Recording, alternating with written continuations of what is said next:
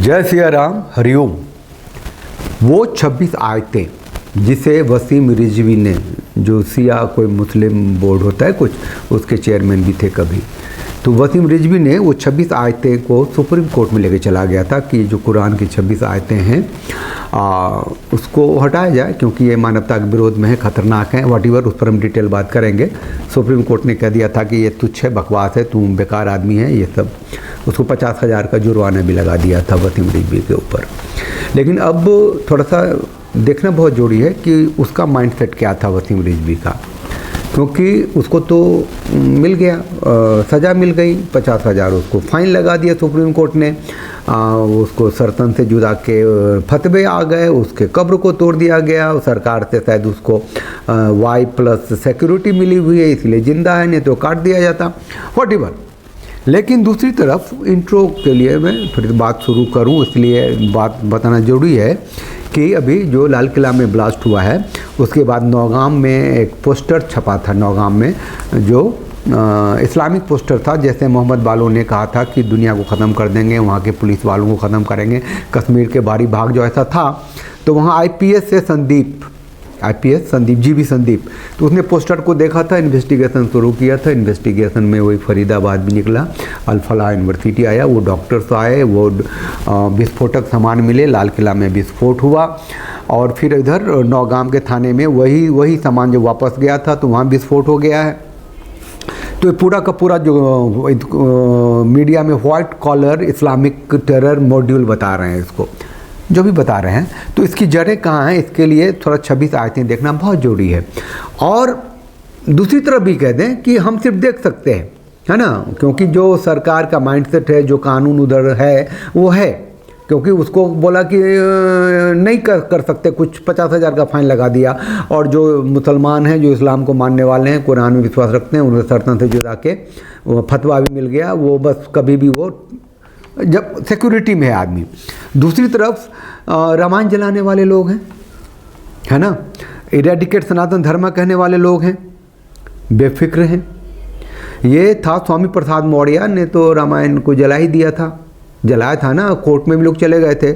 तो वर्तमान के जो CJI हैं गवाही, वो सुन रहे थे उस वक्त केस, तो उन्होंने कह दिया था कि रामायण जलाना जो है वो एक विचार है, एक थॉट है, अपराध नहीं है। बता रहा हूँ बस कंपैरिजन करके, आपका जो सोच है वो आपकी है ना। मैं बता रहा हूँ कि जो 26 आयतें को लेकर के गए थे सुप्रीम कोर्ट में, तो वहाँ कह दिया तुच्छ है, बेकार है, और 50,000 का फाइन लगाया था, और फिर उसकी जान के लाले पड़ गए थे, फिर उसे सिक्योरिटी लेनी पड़ी थी। दूसरे से स्वामी प्रसाद मौर्य को सुप्रीम कोर्ट ने कहा तू this is just a thought, you go. Udhayanidhi Stalin ने तो कह दिया था कि ये एड्स है, वायरस है, इरेडिकेट सनातन धर्म करो, बेकार है ना, मतलब मलेरिया है, पता नहीं क्या क्या कह दिया था। अभी एक चंद्रशेखर यादव था, वो शिक्षा मंत्री था, वो लालू यादव की पार्टी से अभी चुनाव में हारा है, उसने तो रामचरितमानस को कह दिया, पोटासियम साइनेट कह दिया था, एक बूंद भी अजीब वजह तो आदमी खत्म, विष जहर कह दिया था। तो अभी हारा है भी, तो 15,000 से हारा है, 80,000 वोट मिले। तो रामायण को जिसने विष कहा, पोटासियम साइनाइड का, उससे भी इतने लोग अभी वोट दे रहे हैं। मोरल ऑफ द स्टोरी ये है कि जो उत्पात मचा हुआ है, जो ब्लास्ट हो रहा है, उसके कारण को नहीं देख करके जो प्रोडक्ट है उस पे लोग भाग रहे हैं, जहाँ से वो जर्मिनेट होता है उधर नहीं देख रहे हैं। खैर, वो हम एक छोटा सा चैनल है, हम तो अपना बात डिलीवर करते हैं, इससे ज़्यादा क्या कर सकते हैं, और उतना ही डिलीवर कर सकते हैं जितना कि उस फ्रेमवर्क में फिट बैठता हो, सरतन से जुदा के नारे ना लगे या लीगली वो गलत ना हो। इसीलिए वो 26 आयतें जो वसीम रिजवी ने सुप्रीम कोर्ट में डाले थे वो मैं निकाल के लाया हूँ। वो आयतें क्या हैं वो मैं दिखाता हूँ और आपके सामने पढ़ता हूँ। चैनल को लाइक शेयर सब्सक्राइब कर लीजिए, बेल आइकन को प्रेस कर दीजिए नोटिफिकेशन के लिए, साथ रहिए, साथ दीजिए। ये टेलीफोन नंबर जो होता है ये इंटरेक्शन के लिए नहीं है, इस फ़ोन नंबर पर आप फ़ोन लगाएंगे तो बिल जाएगा, कोई उठाएगा नहीं, सिर्फ इसीलिए कि ये जो है एक्टिविज़म का नंबर है। यू कैन सपोर्ट, आप के सपोर्ट से और आपके कंट्रीब्यूशन से आपके मोटिवेशन से हम यहाँ आते हैं, ये चैनल चलता है, इसलिए नंबर रहता है। इंटरेक्शन के लिए बहुत सोशल मीडिया के प्लेटफॉर्म हैं जहाँ से हम मिलते हैं और टेलीफोन का भी एक्सचेंज करते हैं, हम आपस में बात भी करते हैं, ये कहना ज़रूरी था। आइए अब मुद्दे पे आते हैं। वो 26 आयतें जिसे वसीम रिजवी ने सुप्रीम कोर्ट में डाला था, अर्जी दी थी, PIL डाला था कि इसे हटाया जाए, वो क्या क्या है पढ़ते हैं। सुप्रीम कोर्ट में एक जनहित याचिका PIL का नंबर दिया हुआ है। वसीम रिजवी जो अब जितेंद्र नारायण सिंह त्यागी हैं ने कुरान शरीफ की 26 आयतों को असंवैधानिक, अप्रभावी और गैर कार्यात्मक घोषित करने के लिए, इसे वहाँ से हटाने के लिए मांग की गई। उनका मुख्य तर्क था कि ये आयतें हिंसा, जिहाद, आतंकवाद, कट्टरपंथ और गैर मुस्लिमों, काफिरों के खिलाफ उन्माद को बढ़ावा देती है, जो भारत की संप्रभुता, एकता और अखंडता के लिए खतरा है। साथ ही रिजवी ने ये भी दावा किया कि ये आयतें मूल कुरान का हिस्सा नहीं हैं। ये ज़रूरी है जानना कि कुरान का हिस्सा ही ये आयतें नहीं हैं, क्योंकि पहले 3 खलीफा अबू बकर, उमर और उस्मान द्वारा ये बाद में ये 26 आयतें जोड़ी गई ताकि इस्लाम का विस्तार युद्ध के जरिए हो सके।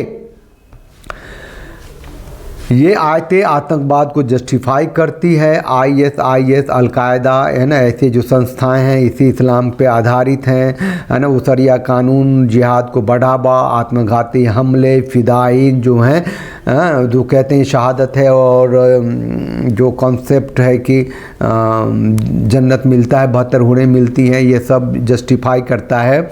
इस्लाम के मूल सिद्धांत के विरोध में है, यानी कि वसीम रिजवी जो हैं वो इस्लाम को बहुत अच्छा मानते हैं और कुरान को फॉलो करते हैं, लेकिन ये चीज़ें जो बाद के आने वाले खलीफाओं ने लिखे हैं वो इसको मानवता के विरोध में बना दिया है। अल्लाह के संदेश में दोहरा चेहरा नहीं हो सकता जो है इन आयतों के कारण।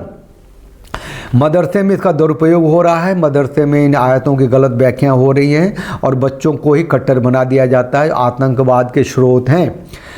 कानूनी आधार ये हैं कि आयतें भारतीय संविधान के अनुच्छेद 14 और 21 और संयुक्त राष्ट्र के नियमों का उल्लंघन करती हैं, इसीलिए इन्हें हटाने के लिए विशेष समिति गठित होनी चाहिए। उद्देश्य से इन्होंने लिखा कि याचिका का मकसद इस्लामी आतंकवाद के खतरे पे ध्यान दिलाना है ताकि मुस्लिम समुदाय का नाम आतंक से न जुड़े। हालांकि सुप्रीम कोर्ट ने 12 अप्रैल 2021 को याचिका को पूरी तरीके से तुच्छ और आधारहीन बताया और रिजवी पर 50,000 रुपये का जुर्माना लगाया। कोर्ट ने कहा कि धार्मिक ग्रंथों पर फैसला देना न्यायपालिका का काम नहीं है और इसी कोर्ट ने मौर्य को रामायण जलाने के बदले में कहा था कि ये एक विचार है, रामायण जलाना, रामचरितमानस जलाना ये अपराध नहीं है। ये दोगला चरित्र उनका वहाँ था। खैर, इस याचिका से, वसीम रिजवी की याचिका से बहुत ही आक्रोश फैला, फतवे जारी हुए, रिजवी को धमकियाँ मिली और बाद में उन्होंने अपना धर्म भी बदला। खैर, अब आते हैं ये 26 आयतें कौन सी है।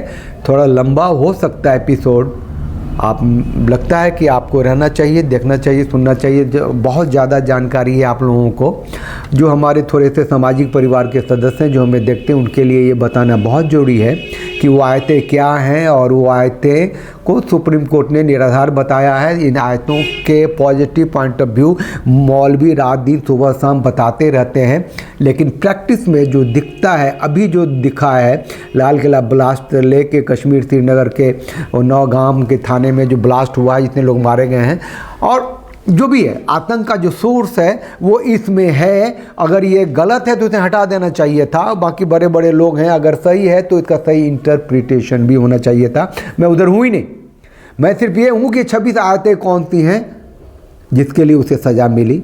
वसीम रिजवी को 50,000 का फाइन मिला। ठीक, आइए देखते हैं।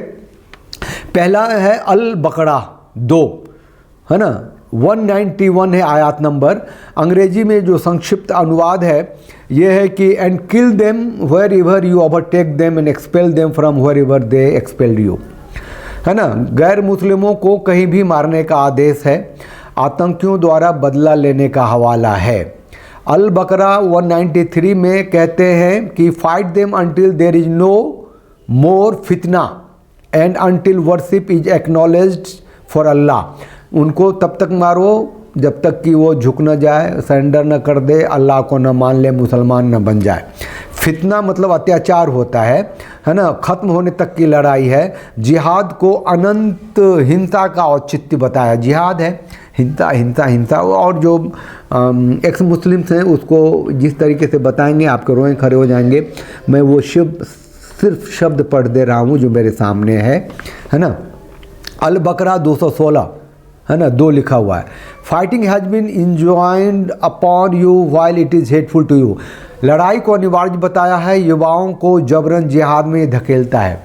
ये सबसे बड़ी बात यह है कि हम लड़े क्यों।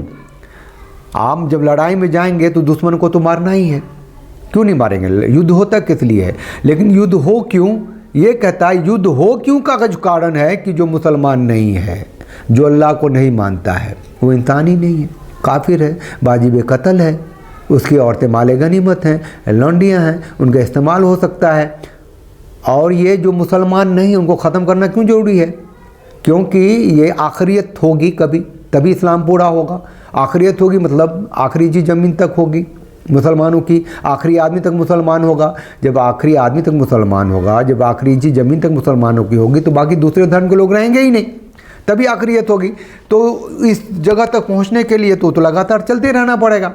ये जो हिंदुओं के 10 अवतार हैं, जो सिखों के 10 गुरु हैं, जैनियों के जो 24 तीर्थंकर हैं, और वो जूज के जो हैं वो पारसी जो अग्नि पूजा करते हैं, जीसस क्राइस्ट, ये सब काफिर हैं इन लोगों के लिए। अल बकरा 217 आयत नंबर 217 है। ये कहते हैं पवित्र महीने में भी हिंसा की अनुमति देते हैं, युद्ध के नाम पर नफरत फैलाते हैं। इसमें जो लिखा हुआ है, क्योंकि ये वसीम रिजवी ने जो दिया है वो है, इंग्लिश में लिखा हुआ है। They ask you about fighting in the sacred month, the sacred month for the sacred month. मुझे नहीं समझ में आई। अल इमरान 3 151 आयत नंबर लिखा है, काफिरों के दिलों में भय डालो, आतंक फैलाने का अल्लाह का आदेश है ये। Who will cast terror into the hearts of those who disbelieved। जो अल्लाह को नहीं मानता है उसके अंदर हम भय डालेंगे। काफिरों के दिल में भय डालना है, अल्लाह का आदेश है। और भय कैसे डालेंगे भाई। अल इमरान 152 छठा है। And Allah had certainly fulfilled his promise to you when you are killing them by his permission. युद्ध में कत्ल को अल्लाह का वादा है, शहीदों को जन्नत का लालच है। और ये कहते हैं and Allah had certainly fulfilled his promise to you when you are killing them by his permission. जब तुम किसी काफिर को मार रहे होते हो तो अल्लाह के दीन में इबादत कर रहे हो तुम, और अल्लाह तुम्हारी इच्छाओं को पूरा करेगा। अल निसा 4 आयत नंबर 24। युद्ध में कैद महिलाओं से संबंध, बलात्कार और गुलामी को जायज़ ठहराते हैं। एंड ब्रैकेट में also prohibited to you are all married women except those you right hand स्पॉजेस।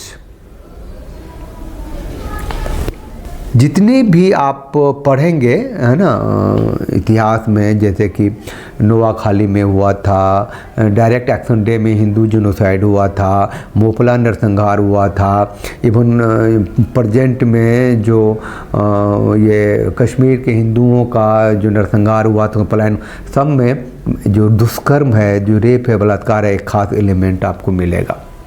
युद्ध में जीती हुई जो स्त्रियाँ होती हैं वो उनकी होती हैं, उनको अधिकार है। इवन ISI जो है वो भी सीरिया उड़िया सब में जो HD स्त्रियाँ थी उसमें आपको मिलेगा कहानियाँ कि कैसे वो गुलाम बनाई जाती थी, बांटी जाती थी, है ना। उन IS के सोल्जर्स को दिया जाता था ये गिफ्ट। 8वां है अल निसा 4 आयत नंबर 56, काफिरों को आग में झोंकने की धमकी, धार्मिक नफरत और हिंसा बरकाना। Indeed those who disbelieve in our verses we will drive them into the fire, जो विश्वास नहीं करेगा उनको आग में झोंक देंगे। अल माइदा 5 आयत नंबर 33 है, Indeed the penalty for those who veg war against Allah and his messenger is execution, जो भी अल्लाह के विरोध में लड़ाई लड़ेगा उसकी सज़ा फांसी है ना। असहमति जो अल्लाह से दिखाएगा उसकी सज़ा सर्तन से जुदा है। अल अनफाल 8 आयत number 12, I will cast terror into the hearts of those who disbelieved so strike them upon the necks, काफिरों को सिर काटने का आदेश है, डरावने हमलों को प्रेरित करना है। और जाहिर है कि जो अल्लाह में विश्वास नहीं रखेंगे उसके लिए ऐसा करना है। और वो जो सर्तन से जुदा है ना, उसको भी बड़े तरीके से लिखा है कि I will cast terror into the hearts of those who disbelieved so strike bracket में देम अपॉन द नेक्स, गले से। वसीम रिजवी साहब का जो अर्जी है PIL वो मैं पढ़ रहा हूँ, है ना। फिर से बता रहा हूँ, जो मैं पढ़ रहा हूँ वो सुप्रीम कोर्ट में गई हुई बात थी, वसीम रिजवी द्वारा ड्राफ्ट किया गया था। और जो प्रैक्टिकल जो देख रहे हैं जो होता रहा है ना, कन्हैया के केस में हुआ, कोहली के केस में हुआ और होता रहा है। खैर 12वां है अल अनफाल 59 से 60 आयत तक हैं, लिखते दुश्मनों के खिलाफ हथियार जमा करना, सैन्यीकरण और आक्रमण को जस्टिफाई करता है। ये अभी हो रहा है ना, 2900 किलो टन मिला है ना बॉम्ब बनाने का सामान, विस्फोट हुए हैं ना। तो ये पढ़ाते हैं, ये मैं कह रहा हूँ, ये सब पढ़ाते हैं, मदरसे में पढ़ाते हैं बहुत ठोक के। And let them not think those who disbelieve that you can on turn us prepare against them, उनके खिलाफ आप लड़ाई करो, है ना, वो बताता है। 13वां है अल अनफाल 65 आयत नंबर है, जिहाद के लिए उकसाना, कम संख्या में भी लड़ाई को विजय का वादा, कम से कम आदमी भी रहोगे तो तुम जीतोगे क्योंकि अल्लाह का पावर तुम्हारे साथ है। O prophet urge the believers of to battle, बोला ना 15 मिनट समय दे दो। ओ वैसे पुलिस को हटा दो, फिर देखो क्या करते हैं। यही आयत है कि हम थोड़े भी रहेंगे तुम काट देंगे, क्योंकि हम अल्लाह के दूत हैं, हमारे लिए ट्रांजिट कैंप है, हमें तो वहाँ जाना है। जिहाद के लिए उकसाते हैं, कम संख्या में भी लड़ाई करेंगे तुम विजय होंगे, है ना। अल अनफाल आयत नंबर 66 है कि कमजोरी पर भी जिहाद, जबरन भर्ती को प्रोत्साहन, जबरन। Now Allah has lightened the hardship for you and he knows that among you is weakness, अल्लाह तुम्हारी कमजोरियों को जानता है। आओ तुम तो लड़ाई में तो आओ, जोड़ो तो सही। अत-तौबा 9 आयत नंबर 5, हराम महीनों के बाद मुशरिकों को मारना, सामूहिक नरसंहार का आदेश। And when the secret months have pass then kill the polytheist लिखा हुआ है, व्हेनेवर यू फाइंड देम। ये जितने भी हैं, जब आप किसी मौलवी के पास जाएंगे और वो इसको इस तरीके से बयान करेगा कि लगेगा कि ठीक है ना। आपको आपके धर्म ग्रंथ जो हैं श्रीमद् भागवत गीता का भी ये लोग बड़े बुद्धिमान होते हैं, आपको कह देंगे अरे वहाँ भी तो ऐसा लिखा हुआ है ना। एक कम्युनिस्ट लीडर था तो बोला कि महाभारत क्या है भाई, लड़ाइयाँ ही तो हैं, कितनों के बीच में लड़ाइयाँ हुई, कितने मारे गए, सारे क्या है वो, नरसंहार ही तो है। तो दे विल प्रेजेंट में जो पूरी दुनिया में जो हो रहा है और नेचर के साथ जो गुथे हुए लोग हैं, प्रकृति के साथ, सनातन की बात करता हूँ, सतयुग था, द्वापर, त्रेता, कलयुग, फिर सतयुग आएगा, ख़त्म नहीं होगा, साइकिल है, चलता रहेगा।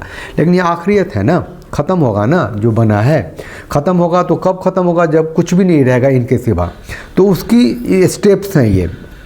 17वां है कि अल-तौबा आयत नंबर 29, अहले किताब से लड़ाई और जजिया, जो मतलब अहले किताब, fight those who do not believe in Allah. Simple बात है ना। हत्या का दबाव बनाओ, गैर मुस्लिमों से कर्ज लो, जजिया लो, टैक्स लो। अल-तौबा 9 आयत नंबर 30 है, the Jews say Uzair is the son of Allah, may Allah destroy them.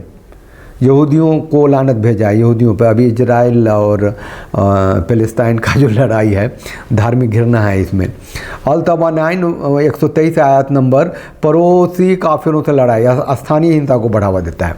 O you who have believed, fight those adjacent to you of the disbelievers। जो आसपास जो लोग हैं और अल्लाह को नहीं मानते हैं, पहले उन्हीं को चपेटो ढंग से।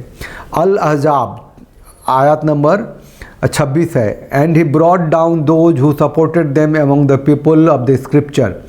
किताब वालों को दंडित करना, युद्ध में नरसंहार का समर्थन। अल अहज़ाब ये 27 है आयत नंबर। दुश्मनों की संपत्ति लूटना, लालच और आक्रमण को जायज़ ठहराना। And he caused you to inherit their land and their homes and their properties. ये एक ऐसी चीज़ है जो आपको प्रैक्टिकली मिलेगा कि एक तरफ तो वो कहेंगे कि हम मुसलमान हैं, हम तो सूदखोरी भी नहीं करते हैं, लेकिन उनकी किताब में ये जो अभी आयात है अब बता रहा है कि अगर वो और उसको जीने का अधिकार नहीं है तो संपत्ति लेके क्या करेगा? उसकी स्त्रियां उसे काम की हैं ही नहीं। जो भी मुसलमान बन जाएगा उसको तो पवित्र कर रहे हो। Actually they are making them the जनती। दुश्मन को संपत्ति लूट के उसका भलाई कर रहे हैं आप, उसकी औरतों को लूट के आप भलाई कर रहे हैं, उसको मार करके भलाई कर रहे हैं आप। ये है मतलब जो अपराध कोई भी कर सकता है वो अपराधी होता है ना। हत्या, लूट, बलात्कार, चोरी, जिन्हें सब अपराध है ना, और कोई भी कर सकता है, वो अपराधी है, उसकी सज़ा है। लेकिन ये भी अपराध, ये दीन है, इबादत है। जहाँ संविधान चलता है वहाँ अपराध है, लेकिन वहाँ अल्लाह तो सिक्योर्ड हो रहा है ना जन्नत। ये खतरा है। मोहम्मद 47 आयत नंबर 4 होगा कुछ लिखा हुआ, काफिरों की गर्दन मारना क्रूर युद्ध को प्रेरित। गर्दन मारना लिखा हुआ है। So when you meet those who disbelieve in battle strike their necks. हे भगवान, लड़ाई में चलो ठीक है। अल फतह 29 काफिरों के प्रति कठोरता, मुसलमानों को आक्रामक ये बनाना। Muhammad is the messenger of Allah लिखा हुआ है। And those with him are forceful against the disbelievers. और जो भी मोहम्मद के साथ है वो ताकतवर है ना, उसके खिलाफ, उसके विरोध में जो अल्लाह को नहीं मानता। 24वां है अल हर्ष 59 आयत 2। बनी नदीर को निकालना निर्वासन और हिंसा का उदाहरण है। It is he who expelled the disbelievers among the people of the scripture from their homes। ओह, निकाल दो, ख़त्म करो बाहर, उसको पलायन होना पड़ेगा, उसको भागना पड़ेगा। 25वां है अल जमुआ 62 आयत नंबर 6 से। ओ you who were Jews and Christians, if you claim that you are allies of Allah। यहूदियों ईसाइयों को ये चुनौती देता है, श्रेष्ठता और नफ़रत का भाव दिखाता है। 26वां है